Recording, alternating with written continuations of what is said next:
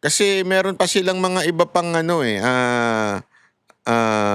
ibinibintang aside from dito kay Degamo.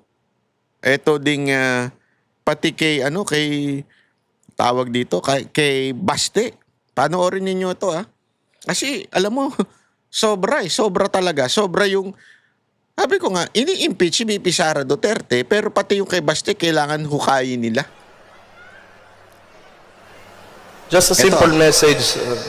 Eto, pinlay nila yung video ni Baste doon sa pagdinig na yon, doon sa House Committee on ECEC.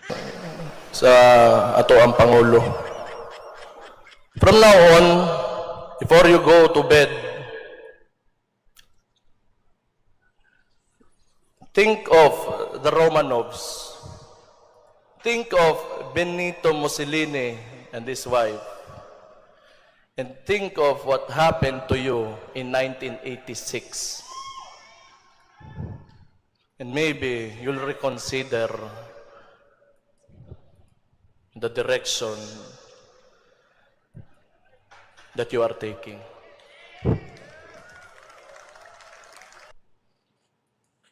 Ayan. Honorable Tuloy. Zamora. Madam Chair, I just wanted to make a brief Manifestation. regarding that video. Arte. Maybe I'll give a little crash course on history. The Romanovs were the ruling imperial dynasty in Russia from the 1600s to the early 1900s, Madam Chair. And why? Sila po ang royal family noong 1900s until 1917. Noong 1917, nagkaroon po ng February uprising kung saan napilitan mag-abdicate o i-give up ni Tsar Nicholas II ang kanyang pwesto dahil may communist uprising. Pagkatapos po, October 1917, merong another uprising by the Bolsheviks, which was led by Vladimir Lenin, And ano pong nangyari dito? Kaya mahalaga itong Romanovs na to. Sila po, ang buong pamilya, ang mag-asawa na si Tsar Nicholas II, si Tsarina Alexandra at ang kanilang 5 anak ay kinuha, nilagay sa isang house sa Siberia at isang araw pinagpapapatay po sila. Isang araw? Isang araw? Nagpapatay-patay sila? Isang araw? So, yun po ang reference. Nakababahala po ang reference nila sa Romanovs. Bakit naman din po nila babanggitin si Benito Mussolini? Sino ba to? Ang fascist dictator from 1922 to 1943 ng Italy. He allied himself with Hitler and the Axis powers until he was removed by King Victor Emmanuel and executed in 1945. The point is, Madam Chair, nakababahala nga ang kanilang reference sa ganitong mga okasyon, sa ganitong mga tao, and their propensity to refer to executions or to idolize dictators is appalling and should not be countenanced. Idolize? Talagang idolize? Hindi naman ina-idolize ni Baste yung mga binanggit niya, sila Mussolini, tsaka si... Hindi naman niya inaano yun. Ang sinasabi lang niya, pag ipagpapatuloy mo, Bongbong Marcos, ang ginagawa mo, baka yung tao magalit na sa'yo ng tuluyan. At magaya ka doon sa mga binanggit niya na pangalan. Dahil tandaan mo, ginawa yan sa ama mo. Ina nyo. Ginawa yan sa ama mo. At baka ma-experience mo rin yan pag hindi ka tumigil sa kahunghangan mo at kalokohan mo. Yun yung sinasabi. Hindi idolize ang tawag doon. Pambira ka. Labo mo talagang kausap. May jowa ba to? Kasi kung may jowa to, pambira, oo. Hindi, kawawa yung jowa nito. Labong kausap eh. Di ba? Bakit? Halimbawa kung may jowa ito kalakad siya ng jowa niya sa karsada. Bigla nakita niya, uy, baby bagay sa'yo yung suot ng babae na yun Ang sexy-sexy mo dun pagkasuot mo yun Sasabihin siya yung ngayon ng nito. Gusto mo siya? Gusto mo siya? Idol mo siya, no? Idol mo siya, gusto mo siya, no? Kaya pinupuna mo na maganda yung damit niyang yun. Gusto mo siya? May relasyon kayo, no? Sinabi lang na maganda para sa'yo, biglang gusto mo na siya?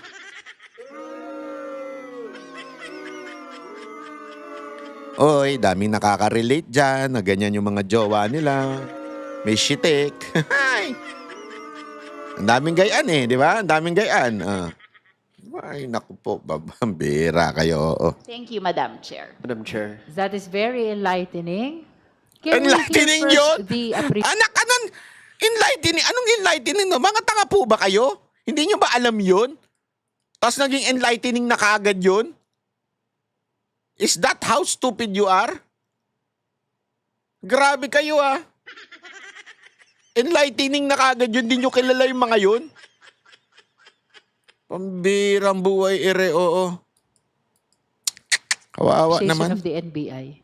Having heard the history from the Honorable Zamora, how did the NBI appreciate Nako, ito na, this NBI video naman. of Mayor Baste? Yeah. Ayan, NBI thank you naman. for the cross-court history. Although we already have traced back why there's a referral on that matter.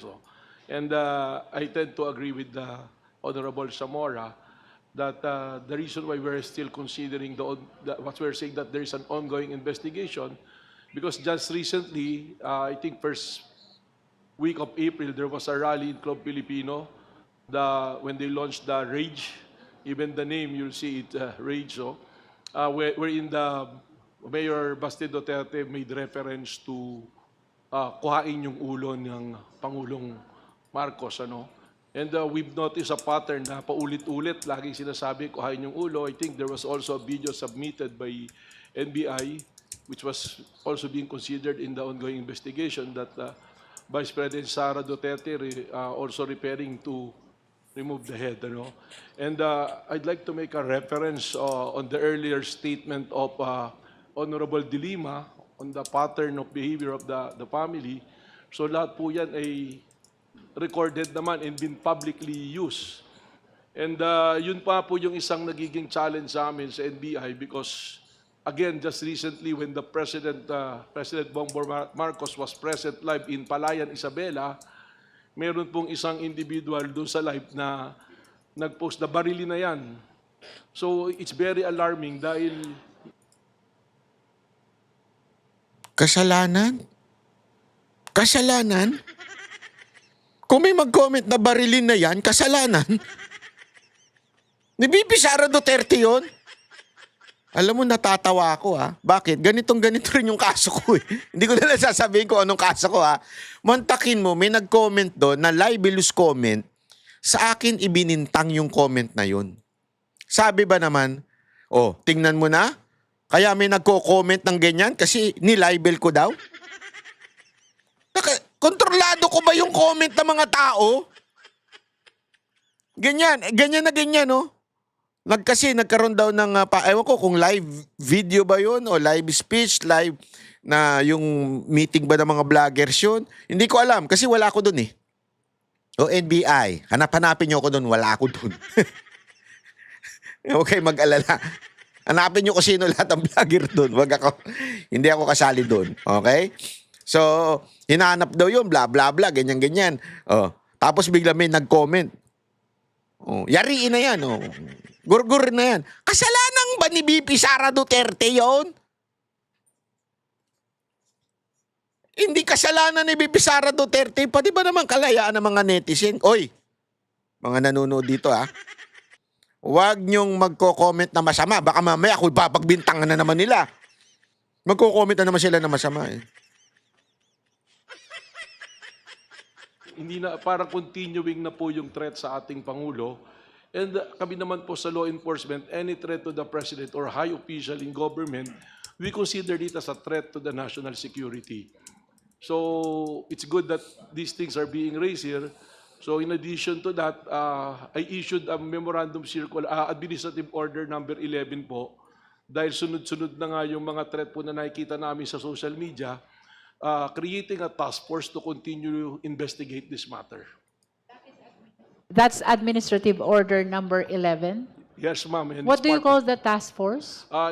yung wala naman pong official name, but it's a task force to monitor all the threats to the President and to all other officials in government. Is that part of your submission also Yes, to the ma'am. committee? Although it's not directed particularly to the Dutertes, but it's directed po to, in general, sa lahat po. But this is an offshoot because of the behavior po of the family. Next naman, behavior of the family. Wow! Pero tama sila dyan. Tama sa sinasabi ni Director. This is no longer impeachment. This is about the entire family. They are investigating and they are doing whatever they're doing right now to the entire family. Booking. Nakabuking sila. So this is not really impeachment of VP Sara Duterte. Sa sobrang lakas ng salitang Duterte, Duterte brand of leadership, Duterte. Kasi yan ang sigaw ng taong bayan eh. Bawat Pilipino, yan ang sinisigaw ngayon. Duterte. Eh dahil gusto nilang maibalik ang kamay na bakal, kasi kita nyo yung patayan ngayon, ay grabe. Meron nga dyan yung pinagbabaril. Dati, riding in tandem lang. Nakita nyo, trending ngayon yan. Riding in tandem lang. Pag baril, takbo na kaagad. Hindi, ngayon. Anong ginawa? Pag baril, binuksan pa. Tapos binagbabaril pa sa loob. At ano oras to? 3:00. Wala na talagang takot. Kasi kung may takot yan, pag putok mo ng ganon, kadalasan, tatakbo na talaga eh. Ito hindi. Pag putok ng ganon, binuksan, pinagbabaril. It only says so much na wala talagang safety ngayon sa ating bansa. Meron namang isa, ikikwento ko rin sa inyo ha. Kasi para mas maintindihan nyo, meron naman isa na ando na yung driver, nagpapavulcanize na, naka-start yung kanyang truck. Nilapitan, sinilip-silip nung magnanakaw. Nakita niya, nandun yung driver. Kumukuya ko, nagtitiktok siguro yung animal na yun. Dede, biro lang. Right there and then, kinuha yung mga gamit sa loob.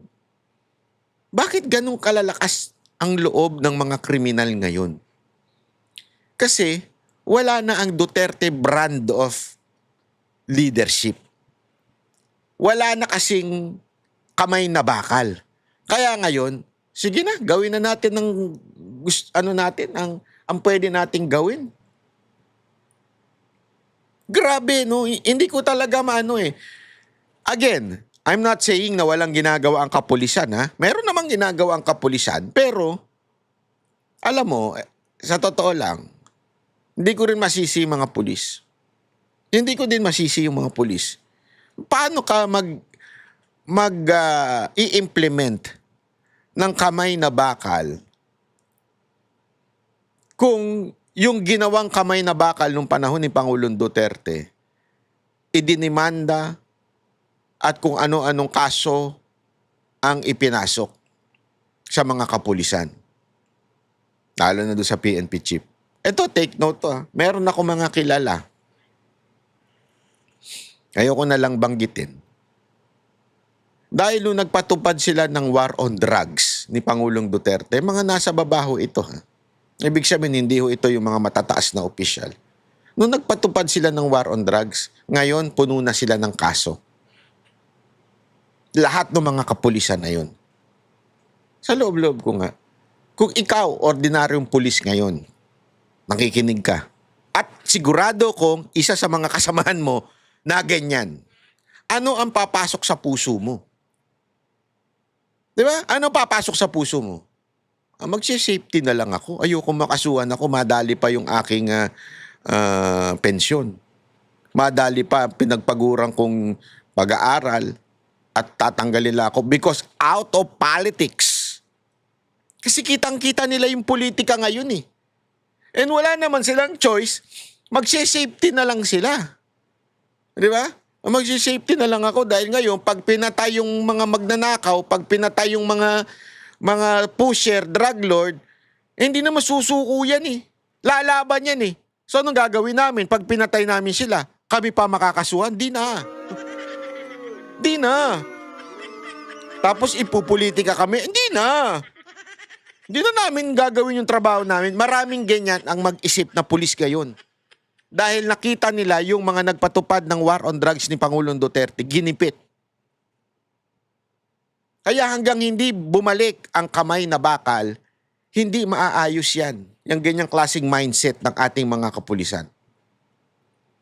Baka nga kahit mapalitan ng kamay na bakal uli ang ating gobyerno, kumari si VP Sara Duterte na ang presidente, baka nga mahirapan pa silang sumunod eh. Bakit? Kasi pagtapos ni VP Sara Duterte, ipadudukot na naman siya sa ICC, tapos hindi pala padudukot, dadali na naman siya sa ICC, di ba? Tapos yung mga sumunod kakasuhan. Kaya grabe itong bayan na to. Grabe bayan natin. Maniwala kayo sa akin. Minsan talaga napapaisip ka na lang na may pag-asa pa ba ito? Paano tayo magiging safety na lugar? O kanya-kanya na lang tayong protection sa sarili natin? Hindi, di ba? Parang ganun eh. Kanya-kanya na lang ba tayong protection sa ating mga sarili? Ano, ganun na lang? Di ba? Sana ho, unawain natin ng maigi itong sinasabi ko. Dahil yung ginagawa nila kay VP Sara Duterte dito, may epekto ito hindi lamang po sa mga Duterte o sa mga followers ng Duterte. Pati po sa buong opisyal ng ating gobyerno. Paano nila ipapatupad ang batas kung alam nila pag ang nagpatupad ng batas ay nawala na sa posisyon, kakasuhan lang kaliwat kanan. Di ba? Kami ang boses ng masa, hindi natatakot. Katotohanan lang, di kami nalulunod.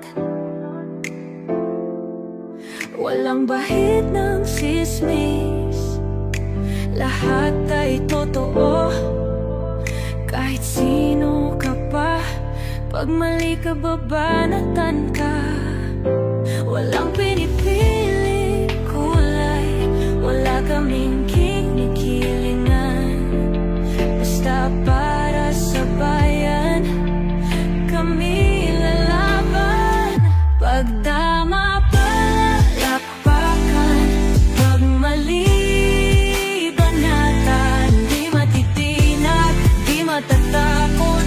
Para sa bayan, tuloy ang sigaw. Sa harap ng kamera, walang halong takot.